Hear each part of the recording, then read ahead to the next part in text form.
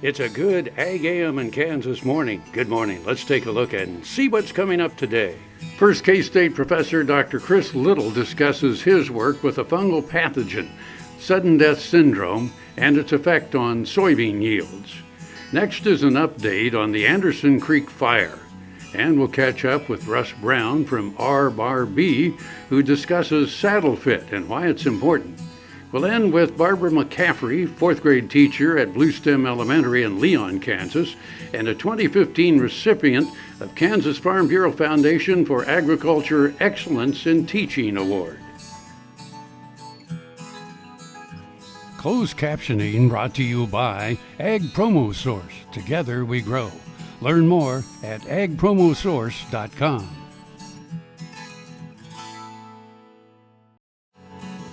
This segment brought to you by Kansas Regenerative Medicine.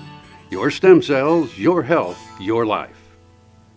I'm Chris Little. I'm at K-State in the Department of Plant Pathology, and we work on row crop diseases, specifically soybean and sorghum. And the kinds of work that we're doing in soybean is really looking at an important disease that's kind of emerging in this part of the country called sudden death syndrome, or SDS for short. It's caused by a fungal pathogen that is really good at colonizing seedling roots and kind of colonizing the roots as they mature into the adult plant. And as that seedling or plant gets colonized, it produces toxins that go to the leaves and cause yellowing and leaf death and ultimately yield. And I think that's one of the things that we're most interested in is how does this pathogen really affect yield and what can we do to mitigate or help solve the problems of that yield reducing fungal pathogen. Well, one of the real keys is planting date. When should farmers plant? Should they plant early or should they plant late? Or is somewhere in between going to be okay? What we found so far is that late planting is going to lead to reduced yields anyway. Early planting, we end up with a lot of disease, but better yields. And so sometimes we have that happy medium, kind of find a happy medium between planting time for the best yield, even if there is a little bit of disease out there. We're also interested in abiotic properties of soils. And what I mean by that is pH, soil texture, how sandy is the soil, those kind of things. Those all might play a part or influence how the pathogen is acting. And what we found is that there are relationships, for example, between phosphorus content in the soil and the pathogen. So more phosphorus, less disease. So maybe there is a potential nutritional way of solving this disease problem. Other things like resistance to the organism or cultural management strategies such as how much compaction might cause a problem. If you have a lot of compaction, sometimes you have bigger problems with root rot diseases like the SDS. Less compaction, not so much. And we've certainly seen that. Another area are seed treatments. There's lots of different chemicals out there that are used to treat seeds, and as those seeds develop, the chemical protects the seed from the invading fungus. And one example is Ilevo, new seed treatment, which appears to have a good yield bump and also appears to reduce the amount of pathogen on the seedlings as well. So ways such as those can be put together in sort of an integrated pest management strategy. Cultural controls, seed treatments, and also resistance to get the best yield for our soybean growers, especially when they face problems with the SDS pathogen in the Kansas River Valley and other important production areas. People can go to the Kansas State website and Department of Plant Pathology, and from there they'll be able to locate information on soybean disease research in both the agronomy and Department of Plant Pathology websites.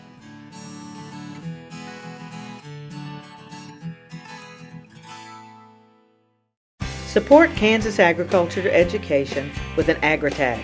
AgriTags are available anytime at your county treasurer. They look great on cars and trucks. For more information, go online to ksagclassroom.org. We do business with Blueville because of the quality of their work. It is excellent quality, and because they make a commitment to their customers. We enjoy the benefits of hiring a good company to help us maintain this home. We will always do business with Blueville. We have for many, many years, and there's no reason for us to look for any other service.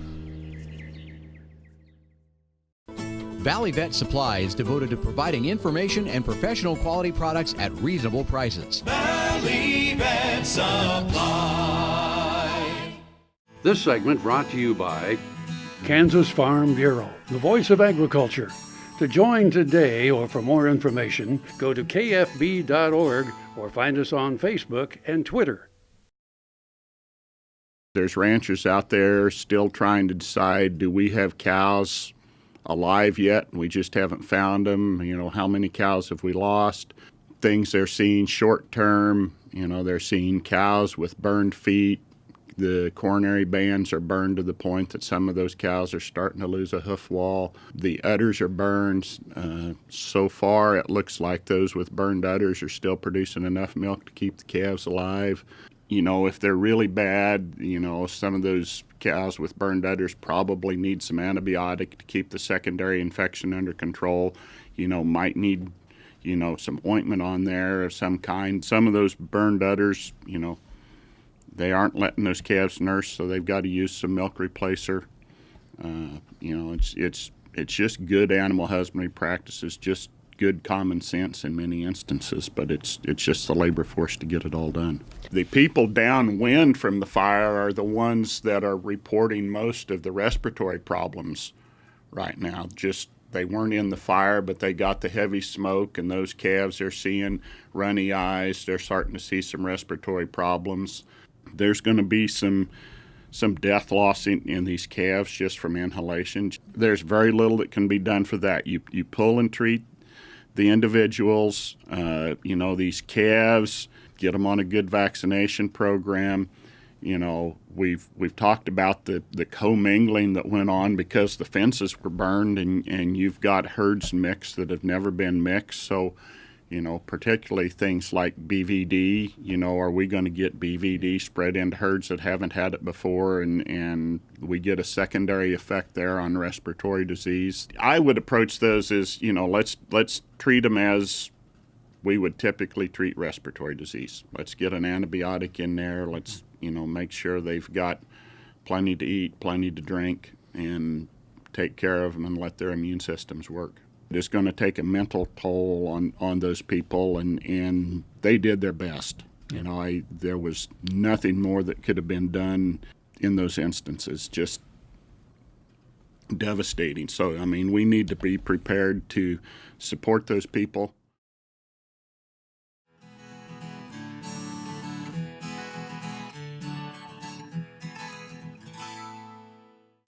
Buying a car shouldn't be this hard.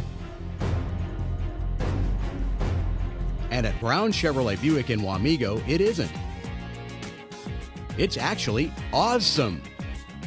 Whether you want a new or used car or truck, Toby's team can make the deal. Even if you want to custom order a new car or truck, Toby's team can make the deal. See Toby's team at Brown Chevrolet Buick in Wamego. We're awesome. Here's another gardening tip with Annette Jackson from Jackson's Greenhouse. March is the month to help your lawn for early green up and crabgrass and weed prevention through August. Fertilome for all seasons has the best formula of any box store competitors. It has the highest percentage of crabgrass preventer. It's the only fertilizer containing the necessary micronutrients for the darkest green lawn. Come see us at Jackson's. Visit Jackson's for great advice on how to grow the greenest lawn in your neighborhood. Jackson's Greenhouse has what you need today. Next time you see a beautiful field of corn, reach out and thank the farmers who work tirelessly to raise corn for livestock feed, renewable fuels, and exports to feed a growing world population.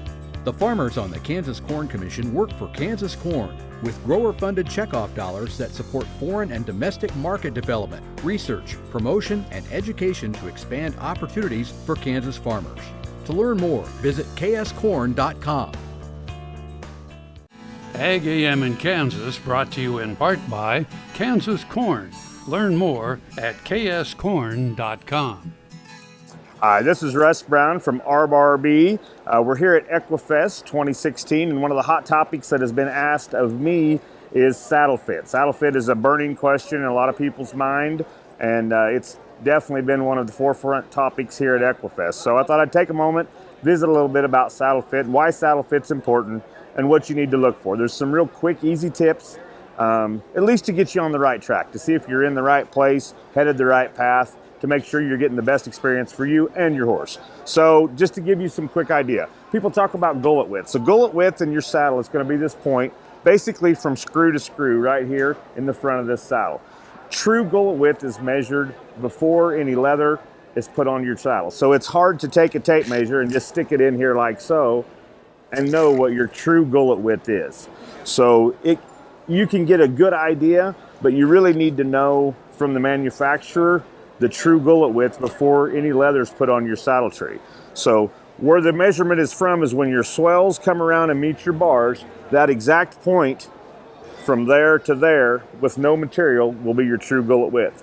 And if you've heard people talk about bar spread is very important also. So you got to think about your gullet width, and we're talking about bar spread. Your bar spread is going to be at the bottom of your bars. So in this particular saddle, I know because it is one of ours, so I know what the measurements are. It's a 7-inch gullet, has a 13-inch bar spread. So when we talk about gullet versus bar spread, what we're looking for is symmetry to our horse's shoulders. We want the angle of our bar to match the angle of our horse's shoulder. Everybody gets concerned about nothing but gullet width, and gullet width is very important, don't get me wrong, but gullet width is not going to help you to go wider or narrower in your gullet if your bar angles are off and the lower part of your bars are not symmetrical to your horse's shoulder. So what you need to be looking for when you set your saddle on your horse is symmetry between the angle of your horse's shoulder and the angle of your bar. A bar that's too wide at the bottom is going to create hot spots and pressure high. A bar that's too narrow at the bottom is going to create your harder pressure low. So symmetry, it's all about symmetry.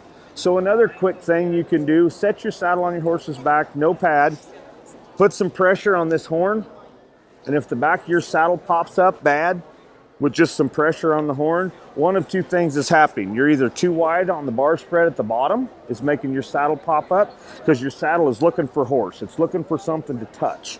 So if that's happening, pretty good chance your bar spread's wide, or the rock in your bars is too severe and it's teeter-tottering on his back. So what that's going to mean is in the middle of this saddle in here, we've got too much curve. And so it's sitting on his back like a rocking chair and it's going to rock. So just some quick tips there to look at. Other things you want to look for, if you've got enough height in you, you can look down through the gullet on their back, kind of look left and right along their spine, look for air channels, look for daylight. If you can see daylight, then what's happening is we're bridging.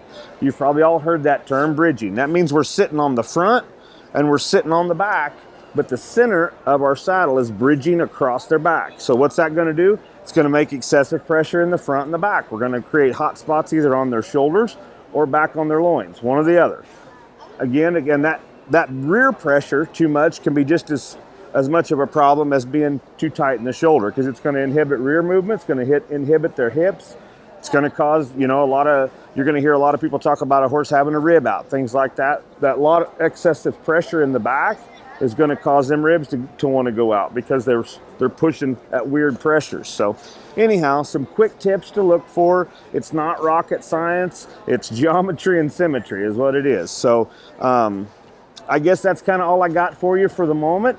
So do that. Set your saddle on, take a quick look. You have any questions, give us a call out at ARB. We'd be glad to help you out. And you can bring your horse out if you need. We'll do a saddle fit, no charge. And we'll go from there. Thanks, it was nice talking to you.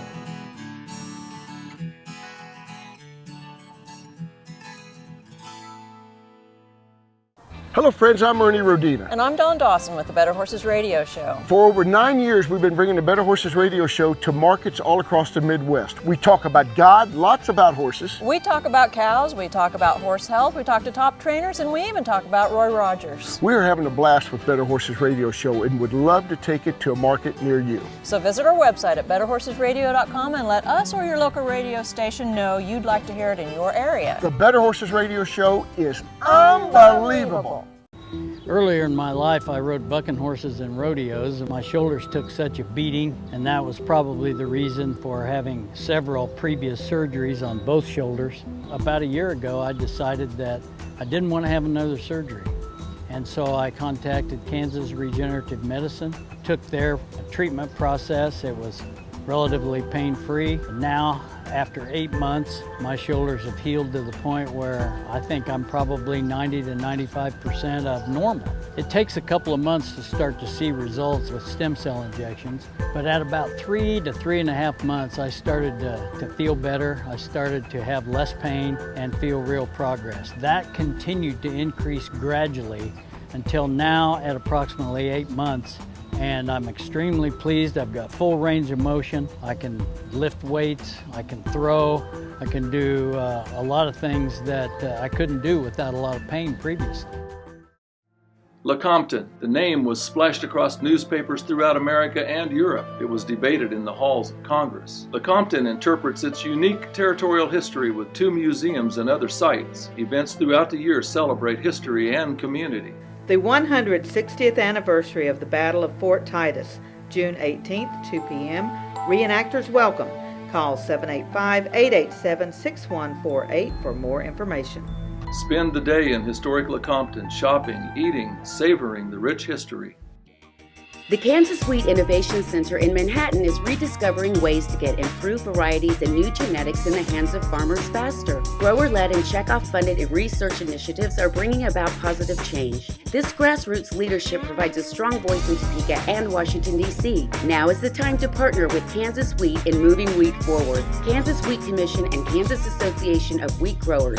Farmers investing in their future and yours. Log on to rediscoverwheat.org. Heinen Brothers, a fourth-generation Northeast Kansas farm family, knows how tough farming can be. Farmers helping farmers. Heinen Brothers Ag, selling and servicing crop protection products, fertilizer, anhydrous ammonia, cover crops, quality aerial and ground application. Call today to learn about our extended term financing program. 800-760-4964. HeinenBrothersAg.com. This segment brought to you by Heinen Brothers Ag, farmers helping farmers by offering quality aerial and ground application, fertilizer, ag chemicals, and anhydrous ammonia. Call today to protect your crop yield. Do you remember what you wanted to be when you grew up? For Barb McCaffree, she always knew she wanted to be a teacher. Little did she know that she would be able to combine both a love of teaching and her background in agriculture into her dream job at Bluestem Elementary in Leon, Kansas. McCaffrey is a 4th grade teacher and was also a 2015 recipient of the Kansas Farm Bureau Foundation for Agricultural Excellence and Teaching Award. Having been born and raised in Northwest Kansas on a cow-calf ranch, McCaffrey is able to integrate agriculture into her lesson plans flawlessly. In addition to cattle operation, McCaffrey's father had several acres of farm ground. McCaffrey says she loved the lifestyle on the farm and learned a lot by working with her dad. She attributes her passion for horses and cattle to growing up on the family farm. Following in her father's footsteps, McCaffrey showed horses in the American Quarter Horse Association. She was also involved in Little Britches Rodeos, Kansas High School Rodeo Association, and competed in college rodeos. She began teaching when she moved to Butler County after college, and her family soon had their own cattle. McCaffrey wanted her own children to have the same opportunity that she had as a child. Respect, work ethic, responsibility, dedication, and teamwork are just a few of the lessons learned on a ranch, she says. Her school has a farm on the grounds that is home to a calf, goat, chickens, ducks, and a rabbit. Students have chores they must attend to every day, as well as maintain a checkbook that monitors expenses and deposits from the farming greenhouse. Her students also incubate chicks, plant vegetables, and flowers in the greenhouse. And they transplant some of the plants into their raised garden beds and community garden. The students also play a large role in their spring plant sale and are a vital part in its success. These are just a few of the many tasks and activities involving agriculture in which McCaffrey students are active participants. It is McCaffrey's hope that all students at some point in their education learn about agriculture and understand that agriculture affects everyone. She emphasizes the need for students to appreciate the roles that farmers and ranchers play in their lives. McCaffrey attended the 3-day Kansas Foundation for Agriculture in the Classroom Summer Institute in Manhattan in 2013 and attended the National Agriculture in the Classroom Conference in Hershey, Pennsylvania and Louisville, Kentucky in 2014 and 2015. To read about the work McCaffrey is doing in her classroom and to learn about other teacher features, visit the Kansas Foundation for Agriculture in the Classroom's website at ksagclassroom.org and click on the Teacher Feature sidebar.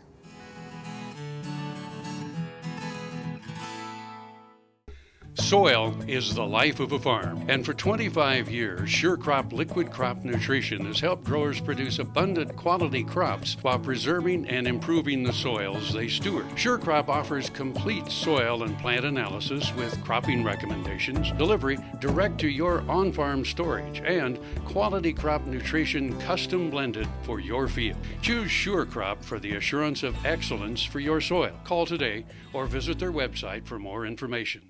Grain sorghum is one of the most important cereal crops worldwide, and Kansas leads the nation in its production. Over the years, sorghum has been either exported, used in animal feed domestically, or for other industrial uses. Recently, its use in the ethanol market has seen tremendous growth, with 30% of domestic sorghum typically going to ethanol production. Kansas Grain Sorghum is committed to sorghum research, market development, and education. Learn more at ksgrainsorghum.org. I think it really extends your home out to the outdoors, and Mark always had kind of a vision of what he wanted to do with the yard, and so he envisioned this kind of outdoor area, the waterfall and things, but when Blueville came in, they had some really good ideas of how to place it and how to do different things that really enhanced the project. So yeah, over the years we've grown to really enjoy our outdoor living space and developed a great working relationship with Blueville. Kansas Farm Bureau, the voice of agriculture, represents grassroots agriculture. The state's largest and most powerful farm organization stands up for its members through leadership development, agriculture education, legal defense, environmental advocacy, farm safety, and risk management. Members also enjoy money-saving benefits. To join our organization today or to learn more, go to www.kfb.org or find us on Facebook and Twitter. AGam in Kansas is brought to you in part by SureCrop, liquid crop nutrition delivered right to your farm. Packers paid almost $1 million per week last year in grid premiums for cattle that earned the Certified Angus Beef brand. That's according to results of a biennial survey of the 4 major processors in North America. Yeah, that's just for the Certified Angus Beef premium on the grid.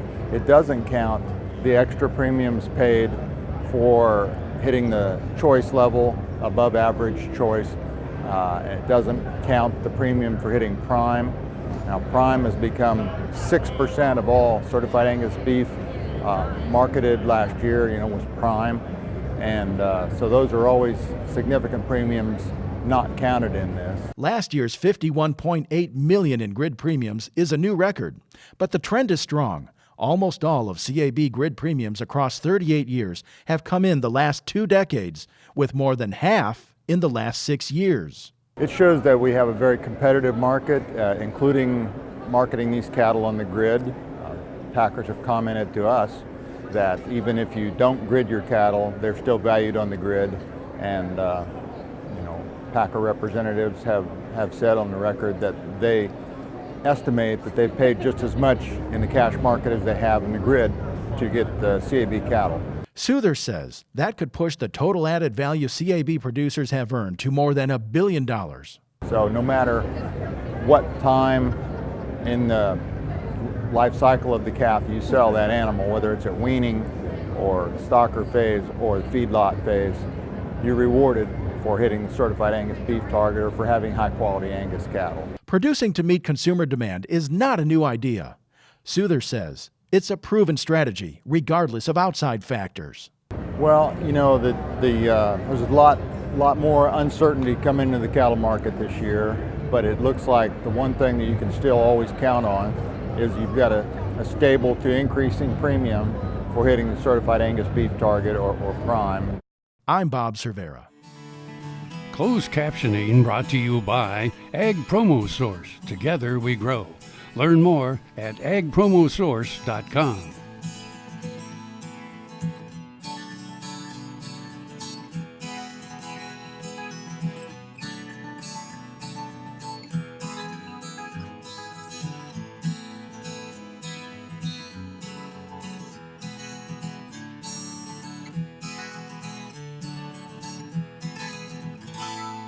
To see this show and past episodes of AGam in Kansas, go online to agaminkansas.com.